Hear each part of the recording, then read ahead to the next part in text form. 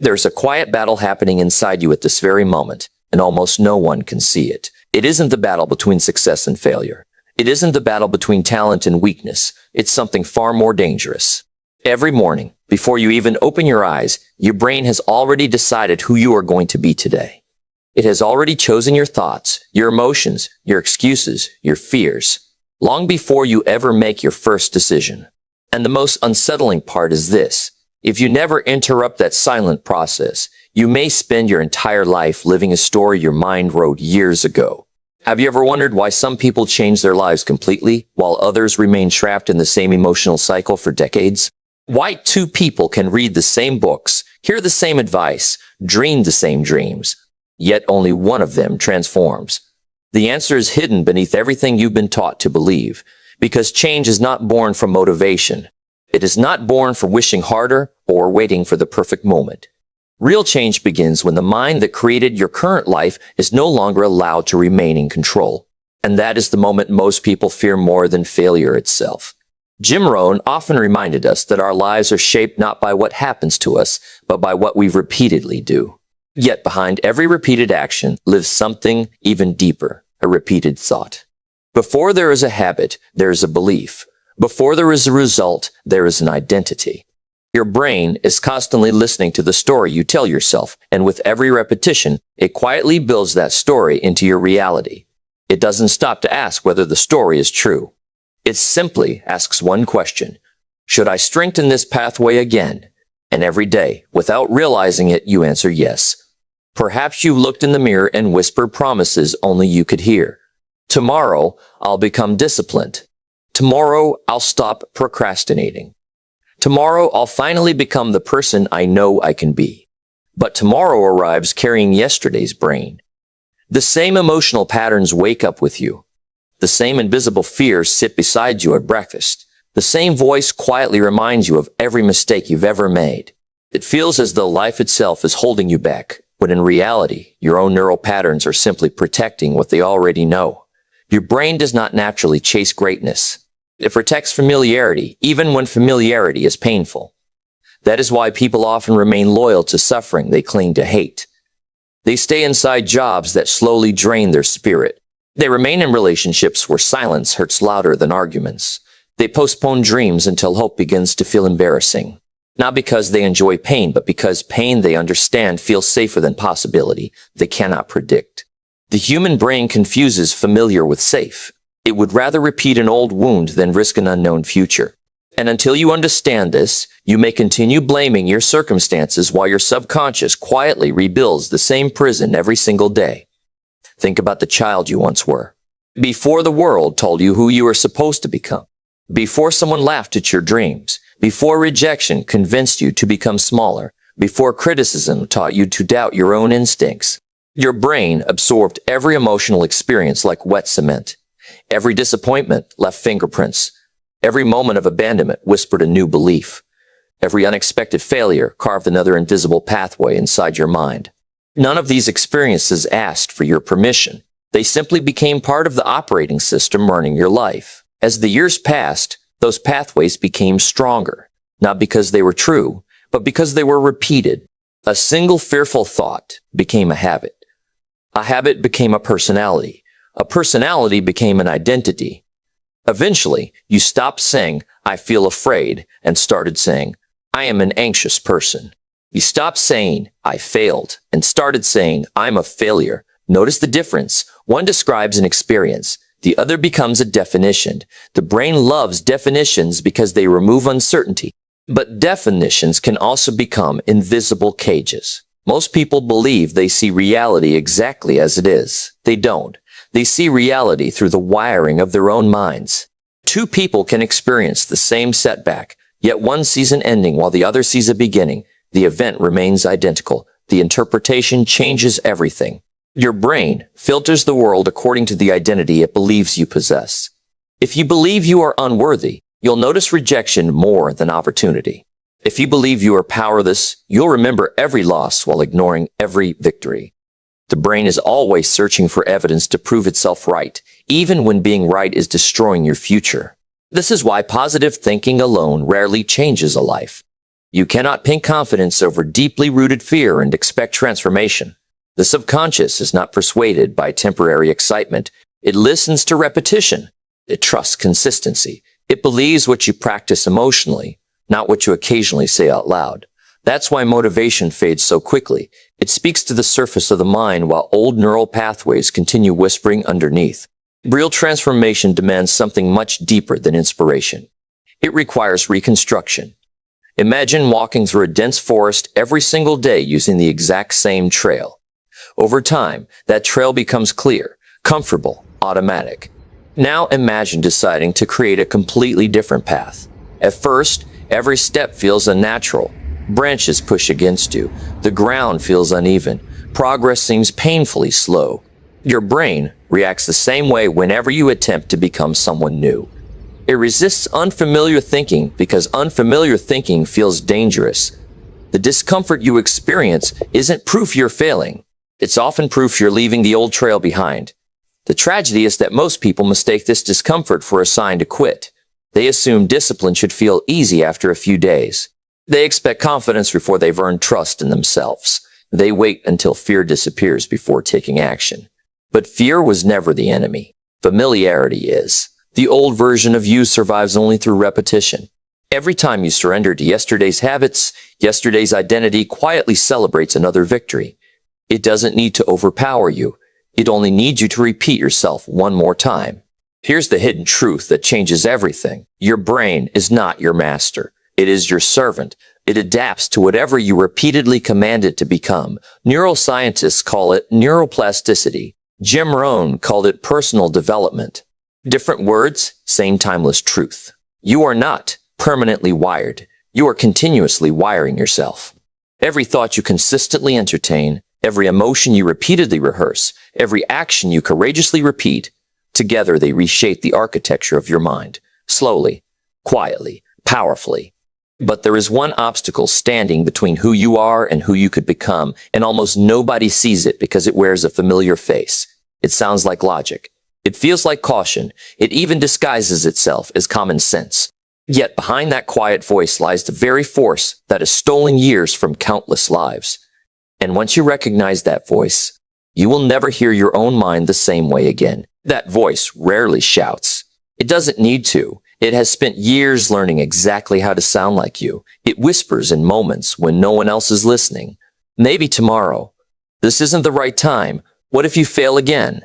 People like you don't become extraordinary. And because the voice uses your own memories as evidence, you mistake it for truth instead of conditioning. You defend it. You obey it. You even build your future around it, never realizing that the loudest prison is often built from the quietest thoughts. The human brain has one obsession above all else: efficiency. It is constantly searching for ways to save energy. Every repeated action, every familiar emotion, every predictable reaction is carefully stored so the brain doesn't have to think from the beginning each time. This remarkable ability keeps you alive, but it can also keep you asleep. The same system that allows you to drive home without consciously thinking can also cause you to repeat emotional pain without consciously choosing it. Habits are simply memories that have become automatic. And identities are habits that have lasted so long they begin to feel permanent. Think about how quickly your mood changes after hearing a certain song, smelling a familiar perfume, or walking into a place filled with old memories. Within seconds, your brain retrieves an emotional state that may have been sleeping for years. Suddenly, you aren't responding to the present anymore. You're reacting to the past. The body remembers what the mind has tried to forget. A single trigger can awaken an entire version of yourself you thought you had left behind. This is why healing isn't about erasing memories. It's about changing the meaning those memories hold over your identity. Some people carry childhood criticism into adulthood like invisible luggage. They achieve success, yet still feel inadequate. They receive love, yet secretly expect abandonment. They earn respect, yet constantly fear being exposed as not good enough. From the outside, their lives appear stable. Inside, an old voice continues speaking through new experiences. They are not living today's reality. They are negotiating with yesterday's wounds. And until those wounds are understood, every achievement feels temporary because the subconscious still believes the old story.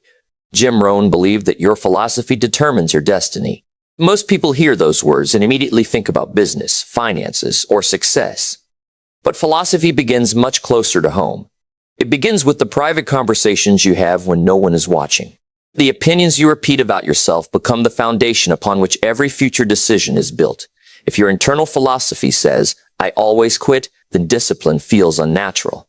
If it says, "I'm not creative," then opportunity becomes invisible. You don't simply act according to circumstances. You act according to the identity your philosophy permits. This is why two people standing at the edge of the same opportunity often choose completely different futures. One steps forward despite uncertainty. The other steps backward, searching for certainty that never arrives.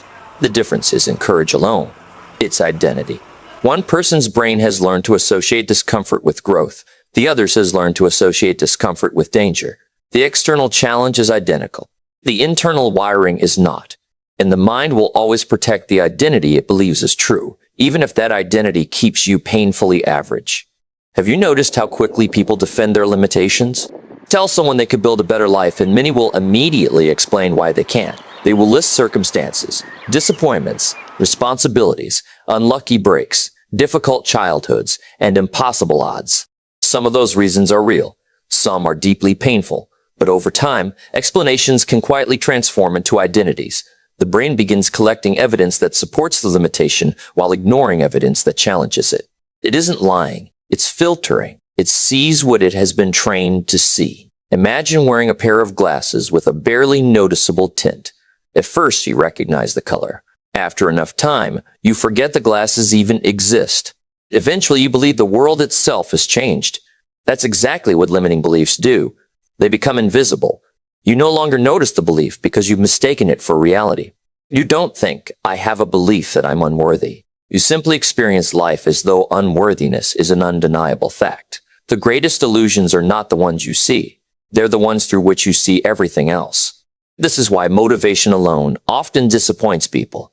They watch an inspiring video. They feel unstoppable. Their heart races with possibility. They promise themselves this time will be different. But within days, the emotional high fades and the old identity quietly returns. Why? Because emotion can ignite movement, but identity determines direction. You can temporarily overpower your habits with excitement. You cannot permanently outrun an identity that still believes it belongs to the past. Your subconscious mind is constantly asking one silent question: who am I proving myself to be? Every decision becomes evidence. Every excuse becomes evidence. Every courageous step becomes evidence. Every promise kept becomes evidence. Your brain isn't counting isolated moments. It's building a pattern. Once enough evidence accumulates, the identity shifts almost without you noticing. This is why the smallest actions often matter more than the grandest intentions. Tiny victories whispered consistently become louder than dramatic promises shouted once. Think about someone learning to play the piano. In the beginning, every movement demands attention. Every note feels awkward. Fingers hesitate. Mistakes are constant. Yet after months of repetition, those same fingers move with effortless precision. The brain has physically reorganized itself around the repeated behavior. Confidence wasn't the starting point. It was the reward for persistence.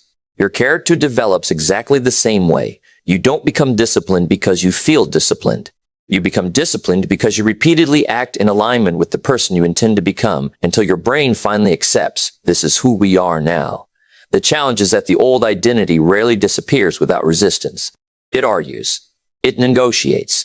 It reminds you of every previous failure. The moment you decide to wake up earlier, it tells you that rest is more important today. The moment you choose healthier habits, it insists you've already done enough. The moment you begin chasing your purpose, it floods your mind with reasons to wait. This resistance isn't proof that change is impossible. It's proof that your brain is protecting an identity it has rehearsed for years. Most people lose this battle because they misunderstand the enemy. They think they're fighting laziness, fear, or procrastination. They're actually confronting familiarity. Every old habit carries emotional comfort even when it produces painful results.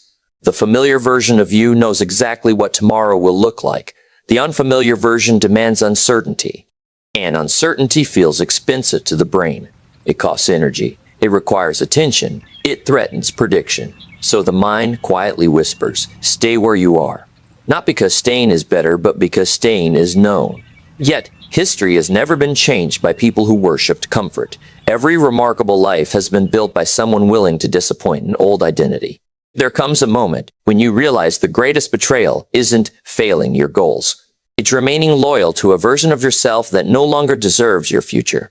That realization is uncomfortable because it asks you to release something deeply familiar. Not another person, not another opportunity, yourself. There is extraordinary freedom waiting on the other side of that decision.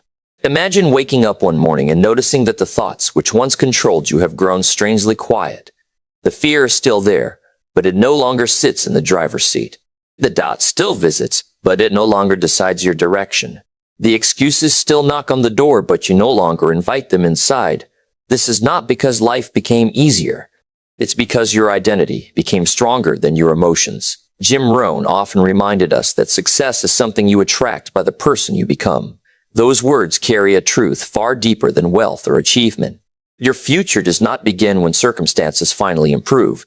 It begins the moment your inner identity stops asking permission from your past. Long before the world recognizes your transformation, your brain must recognize it first. And that recognition is earned through thousands of invisible moments that no audience will ever applaud. But there is still one question that changes everything. If your current identity was built through repetition, could a completely new identity be built exactly the same way? The answer is yes, but only if you're willing to face the one experience most people spend their entire lives avoiding. Because the greatest obstacle to rewiring your brain isn't failure. It's becoming a stranger to the person you've always believed yourself to be.